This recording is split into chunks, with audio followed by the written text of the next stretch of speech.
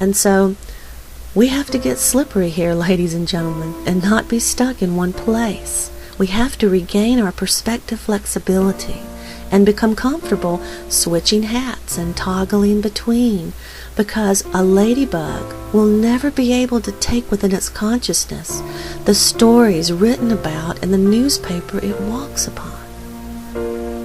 It's so close, but so far.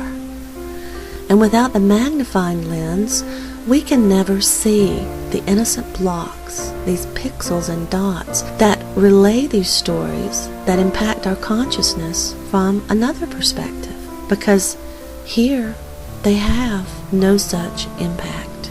Without changing our perspective, we will never get past the story of the bombing or the half-price sale to see that underneath it all, they both incredibly arise from the exact same thing, a platform that knows no good or bad, no morality judgment or reward system.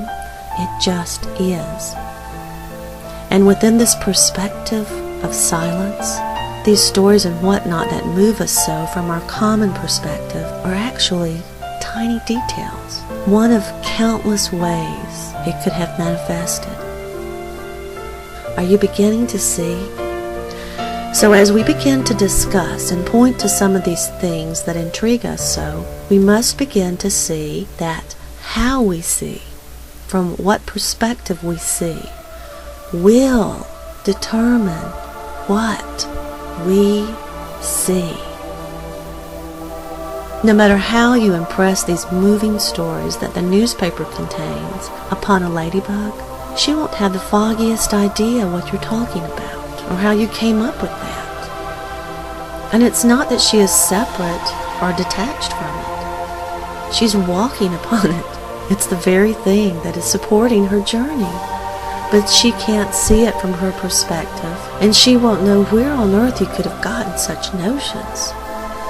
And in the same way, if you try to discuss all the different sections of the newspaper with the man who is only viewing the newspaper extremely close with the magnifying glass, to him there is no sports section, no sales flyers, just a great many dots of various colors upon a sea of quiet light. And so it is with us in our current perspective. We read all the various stories in the newspaper and think it quite mad that someone taking a closer view only sees the one in all its beauty. Neither can we see from the ladybug's view that all these stories are just a landscape to be crossed rather than to be caught up in. Without moving our minds, without changing and broadening perspectives, everyone's perspective sounds delusional to the next. Do you see? And so far, these other perspectives have mostly eluded us. We only look through our everyday eyes. But all these perspectives are there, and not employing them is likely a large part of that wall that you keep crashing into as you try to go further. And so, when we begin to move between these perspectives, we gain wisdom and peace. If something doesn't make sense with one perspective, try another one and another one until you find the correct one, and you'll know it when you find it. And that correct one will innately give you clues as to how it relates to the other perspectives that at first it seemed at odds with. And what we might have imagined at first as something to worry about, a splitting apart or division, correctly viewed might just be the manifestation of the most delightful dexterity. Different angles coming upon the same focus, and if used in cooperation rather than opposition, would give us the ability to grasp that which before we could not.